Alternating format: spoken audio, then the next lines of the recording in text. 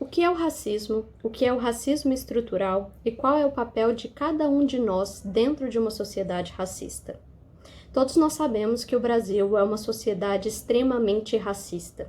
E nós dizemos que no Brasil o racismo é estrutural. Mas o que significa isso? Nós vamos entender hoje, um pouco melhor nesse vídeo, o que são essas duas coisas, o racismo e o racismo estrutural. E qual é o papel de cada um de nós dentro de uma sociedade racista.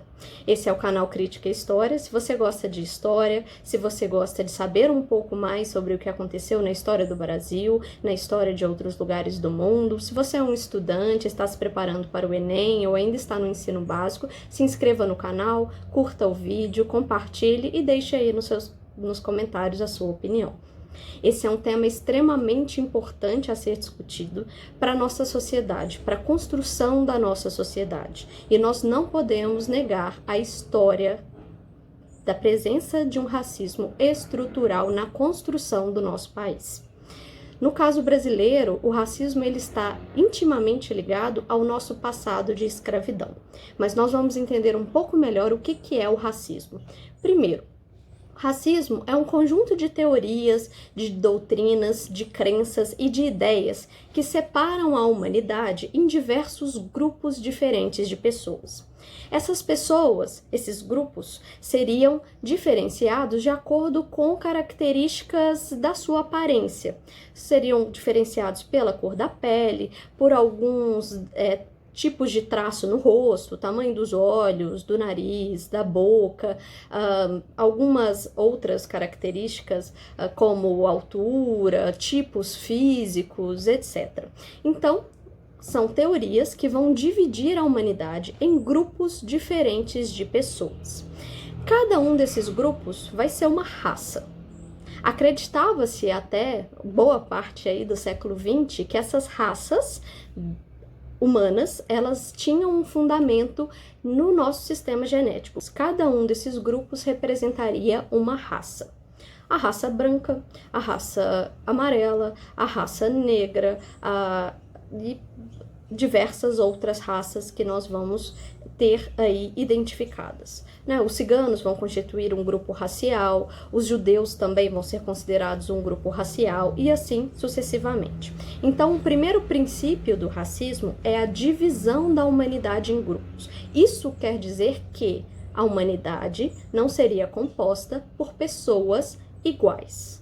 Essas pessoas pertenceriam a grupos diferentes e esses grupos diferentes teriam características físicas diferentes uns dos outros.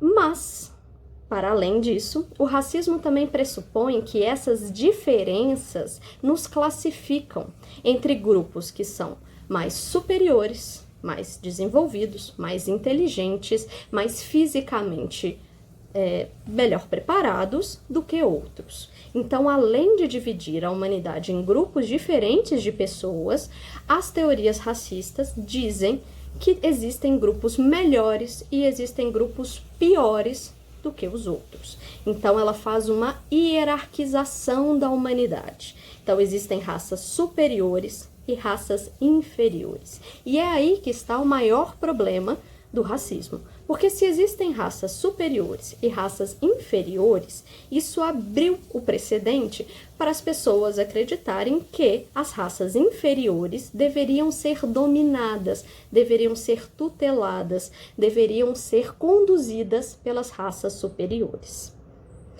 Só que essa diferença, ela nunca poderia deixar de existir, porque é uma diferença racial, é uma diferença biológica nessas teorias racistas. O racismo, ele vai caminhar juntamente com o desenvolvimento de várias teorias científicas durante o século XIX, durante o início do século XX. Muitos estudiosos tentaram comprovar a existência das raças, faziam medições do crânio das pessoas, do nariz, da altura, e faziam estudos com métodos que eram métodos utilizados pela ciência na época para justificar a existência dessas diferenças comprovadas biologicamente entre os seres humanos. Depois do conhecimento do código genético humano, do mapeamento completo né, pelo projeto do genoma, os cientistas hoje não defendem mais a existência das raças biologicamente. Então, os seres humanos não têm uma quantidade significativa de diferenças entre os grupos de raças. Então, as diferenças, elas são entre os indivíduos. As quantidades de diferenças encontradas no meu DNA, que sou uma pessoa branca, com o DNA de uma pessoa que é indígena, são diferenças que podem ser maiores ou menores do que a diferença entre o meu DNA e de uma outra pessoa branca. Tudo bem, então nós já entendemos um pouco melhor o que é o racismo, o que são essas teorias racistas. Essas teorias, elas vão ganhar corpo e vão aumentar constantemente a partir do século XVI, sendo o século XIX um momento de apogeu, de auge dessas teorias racistas. E elas vão ser extremamente nocivas para diversos grupos de populações, porque elas vão justificar, inclusive, a escravidão de grupos populacionais inteiros, como foi o caso que nós tivemos aqui no Brasil e em vários outros países da América, a escravidão de indivíduos que foram escravizados de origem do continente africano, trazidos para cá e viveram aqui, tiveram seus descendentes e continuaram perpetuando essa história de escravidão. Okay? E agora, o que é o racismo estrutural? Quando nós falamos que o Brasil é uma sociedade racista e dizemos que o racismo no Brasil é uma questão estrutural, nós estamos querendo dizer que o racismo é um dos elementos que forma a nossa sociedade, é um dos elementos que está presente em quase todos os aspectos da nossa vida. O racismo está presente na nossa política, o racismo está presente na nossa cultura, o racismo está presente no Brasil na economia e está presente nas nossas relações sociais. O racismo, ele vai atravessar todas as maiores práticas sociais do brasileiro, na nossa sociedade hoje. Está ligado intimamente com a nossa história de escravidão.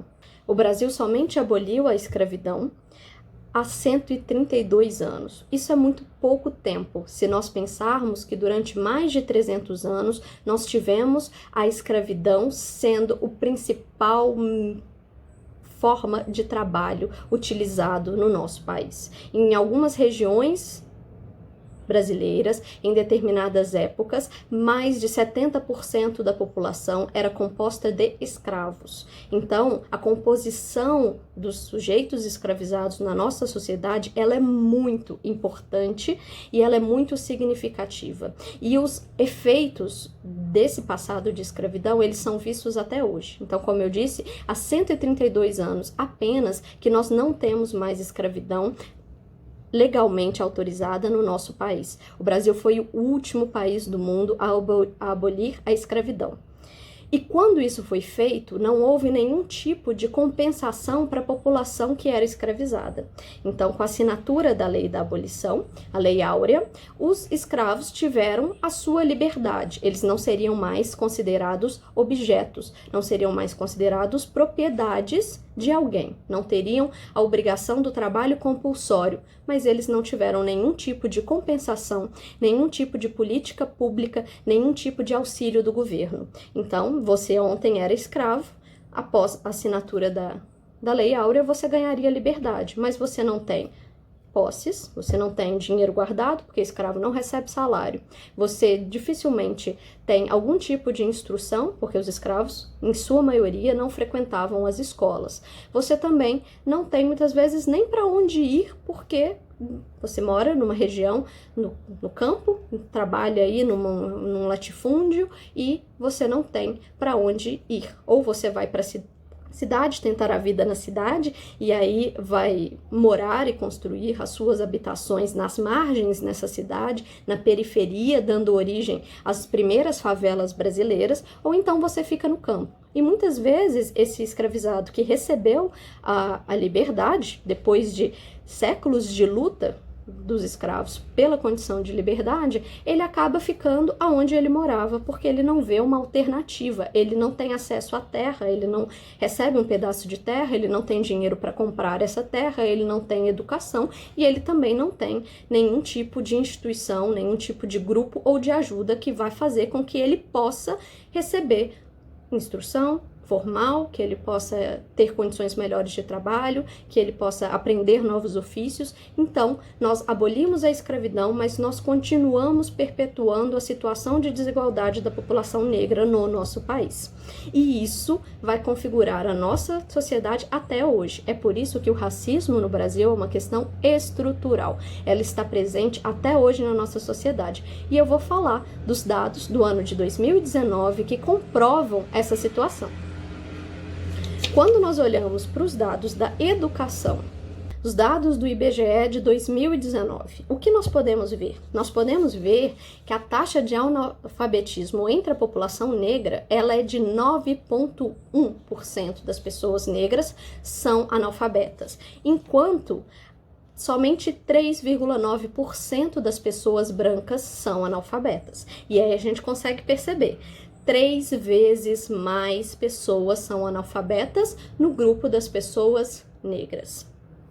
Quando a gente compara os dados de conclusão do ensino médio, nós percebemos que dentre a população negra, 61,8% concluiu o ensino médio, enquanto dentro da população branca, 76,8% concluiu o ensino médio. É uma diferença muito significativa, é uma diferença aí de 15 pontos percentuais. Quando nós vamos olhar quem está cursando hoje a universidade, dentre os jovens que têm de 18 a 24 anos, nós podemos encontrar que 55,6% dos jovens negros dentro dessa faixa etária estão nas universidades, enquanto 78,8% dos jovens brancos estão na universidade. E é uma diferença muito grande, são aí quase 25% a mais de brancos nas universidades do que de negros. Então a gente consegue começar a olhar para esses dados e a perceber que a diferença entre brancos e negros na nossa sociedade é muito grande, com um detalhe. As pessoas que se autodeclaram pardas e negras no Brasil são maioria, são 55,8% da nossa população. Então, mais da metade da população brasileira se autodeclara parda ou negra. Mas nós podemos perceber que quem ocupa as posições mais privilegiadas na nossa sociedade não são os representantes da maior parte da nossa população. Continuando aí os dados, agora quando a gente pensa sobre os salários. Quando nós comparamos os salários de pessoas que têm nível superior, pessoas que concluíram os seus estudos na faculdade, nós percebemos que os brancos ganham 45% a mais do que os negros que têm exatamente a mesma formação acadêmica do que eles. E aí a gente pode pensar, mas por que essa diferença? Se são duas pessoas que têm exatamente o mesmo currículo, exatamente a mesma formação, o mesmo grau de formação, por que os brancos ganham 45% a mais do que os negros? É uma diferença muito grande. Quando nós olhamos para as diferenças de salário entre as mulheres negras e os homens brancos, a gente vai chegar a um abismo muito maior. Porque quem recebe os menores salários no nosso país são as mulheres negras. E aí elas são vítimas E aí elas são acometidas por 2 tipos de preconceitos estruturais na nossa sociedade: o racismo e o machismo. As mulheres negras recebem menos da metade do salário dos homens brancos. Menos da metade. É muita diferença. 66% dos negros, 66%, mais da metade da população negra do nosso país, está dentro dos 10% das pessoas mais pobres. Então, se a gente pegar toda a população do Brasil, os 10% mais pobres, que vão estar ali naquelas categorias abaixo da linha da pobreza, nas categorias de miséria, a gente vai encontrar nessa população, e nas categorias com os menores salários, a gente vai encontrar nessa parcela da população 66% da população negra. Então, o que nós podemos perceber também, e é muito importante falar isso, no Brasil, o racismo é uma questão estrutural e o racismo não se separa da discussão de classes sociais e da discussão econômica. O racismo está junto com a divisão econômica da sociedade. O que isso quer dizer? Quer dizer que a imensa maioria das pessoas que são pobres são negras. Quer dizer, então, que não existem brancos pobres? Claro que não. Existem brancos pobres, mas a maior parte das pessoas pobres no nosso país são negras. E a imensa maioria esmagadora das pessoas ricas são brancas. Pessoas ricas negras no Brasil são exceções e raríssimas as exceções, porque no Brasil e em vários outros lugares do mundo a questão racial não está dissociada, não está separada da questão econômica, e isso tem as suas bases lá na história que eu falei da escravidão. Eu vou fazer outros vídeos nesse canal que vão abordar melhor a relação entre o desenvolvimento do capitalismo e do racismo, o desenvolvimento do capitalismo e a história de escravidão negra que a gente tem enquanto sociedade aí no mundo. Continuando aí os dados, para a gente abordar outros aspectos da nossa sociedade. Na política brasileira, na eleição de 2018, 24,4% dos deputados federais eleitos são negros, ou seja, apenas aproximadamente 1/4 dos deputados federais eleitos correspondem a pessoas do grupo da população parda e negra, sendo que os pardos e negros são a maioria da nossa sociedade. Então, por que uma sociedade que é principalmente parda e negra não elege pardos e negros para a política? Será que é uma coincidência? Somente 28,9% dos deputados estaduais eleitos são pardos e negros. Se a gente for olhar os dados de mulheres pardas e negras eleitas, aí a gente vai chegar num fosso ainda mais profundo de desigualdades, porque nós sabemos que as mulheres também não estão representadas no sistema político e que isso também não é uma mera coincidência, é fruto do nosso machismo estrutural. Nas eleições de 2016, 42,1% dos vereadores eleitos se autodeclaravam pardos e negros. Quando nós analisamos os dados da violência, nós podemos encontrar que 75,5% das vítimas de homicídio são pessoas negras. Ou seja, os dados apresentados, eles comprovam que o racismo está presente na nossa sociedade em todos esses aspectos. Aspecto político, aspecto econômico, aspecto cultural e aspecto das relações sociais. Um exercício que a gente pode fazer para a gente perceber o racismo existente na prática na nossa vida é, para o momento, fecha os olhos e imagina. Pensa em 10 médicos que você conhece. Quantos deles são negros? Agora pense mais um pouco. Quantos juízes e promotores negros você consegue se lembrar? Você consegue me dar o nome de 5 juízes e promotores negros que você conhece? Pense na sua vida escolar. Quantos dos seus professores ao longo da sua vida escolar eram negros? Para quem fez faculdade ou para quem está cursando a faculdade, pense nos seus professores hoje. Quantos % dos seus professores são negros na universidade? Provavelmente, ao se responder essas perguntas, vocês vão encontrar números que demonstram muito claramente as diferenças e as desigualdades raciais dentro da nossa sociedade. Quando eu pergunto para vocês quantos juízes e promotores negros vocês conhecem, dificilmente vocês vão se lembrar de um juiz negro, porque pelos dados que nós temos, apenas 1%, e aí eu repito, 1% de todos os juízes brasileiros são negros e 14% se autodeclaram pardos. Então nós temos 15% de juízes que se autodeclaram como pretos e pardos, sendo que os que se declaram como pretos são apenas 1%. Esse é um dos maiores retratos da desigualdade que nós temos no nosso país. Ele está no judiciário. Agora, no início do vídeo, eu fiz uma pergunta para vocês: qual é o papel de cada um de nós dentro de uma sociedade racista? Como o racismo é um problema estrutural no Brasil, a única forma de lidar com esse problema é, primeiro, reconhecer a existência do racismo nas nossas relações sociais. Então, não adianta querer disfarçar o nosso racismo, não adianta querer amenizar a existência deles. A gente faz isso na nossa própria linguagem cotidiana. Nós fazemos isso quando nós vamos descrever uma pessoa. Ah, quem é o fulano? Fulano é aquele moreninho, é aquele escurinho. Fulano...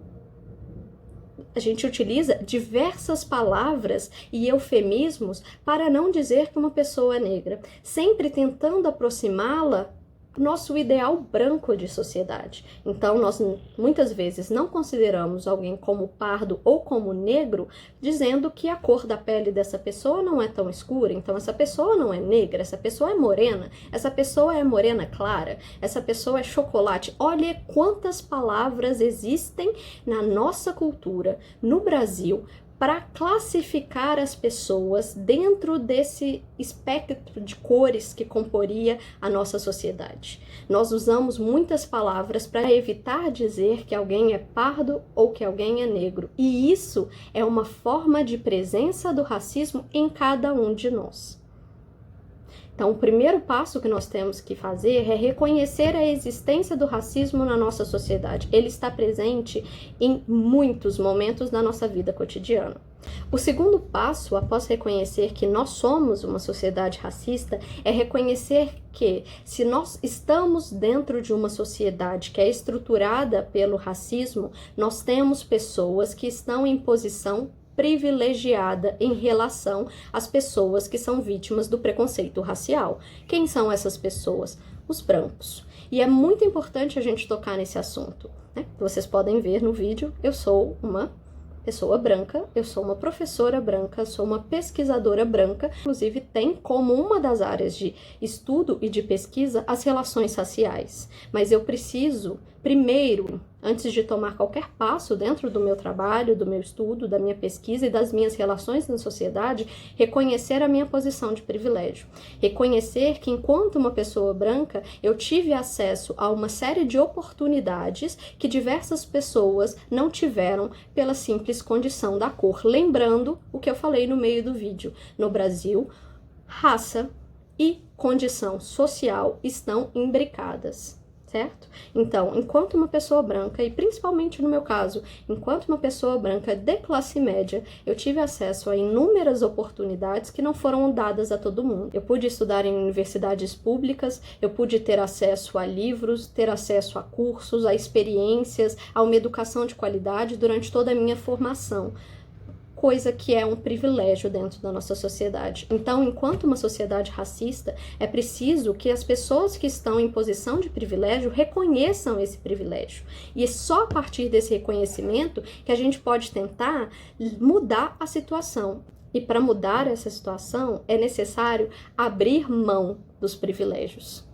Uma das formas que foi pensada para tentar minimizar a questão do racismo na nossa sociedade, promover o aumento do acesso à educação para as populações pardas e negras, foi a política pública das cotas. E quando a gente olha o debate sobre a política pública das cotas, a gente consegue perceber do outro lado, na população branca, um grande medo de perda dos seus privilégios.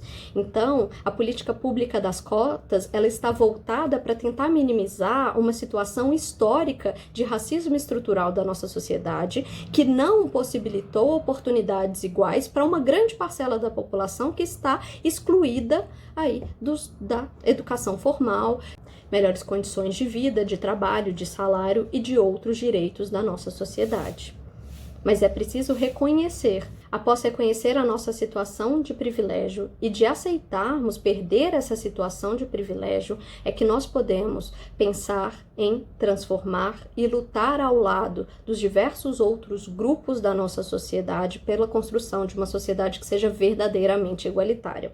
Eu não vou falar nesse vídeo sobre o papel dos negros, dos pardos e dos outros grupos raciais que nós temos na nossa sociedade pela luta antirracista, porque eu não estou nesse lugar de fala. Eu posso falar apenas do meu papel enquanto uma mulher, professora, pesquisadora, educadora e militante branca para a tentativa de uma construção de uma sociedade mais igualitária e que seja realmente socialmente justa para todos, independente de qualquer tipo de divisão, seja ela social, racial, de gênero, de orientação sexual, de credo ou qualquer outro tipo. Eu espero que o vídeo tenha ajudado para a construção desse debate extremamente importante para a nossa sociedade. Deixe o seu comentário dizendo o que você achou do vídeo, o que você pensa sobre esse assunto e como nós podemos construir individualmente e coletivamente essa sociedade mais justa. Obrigada!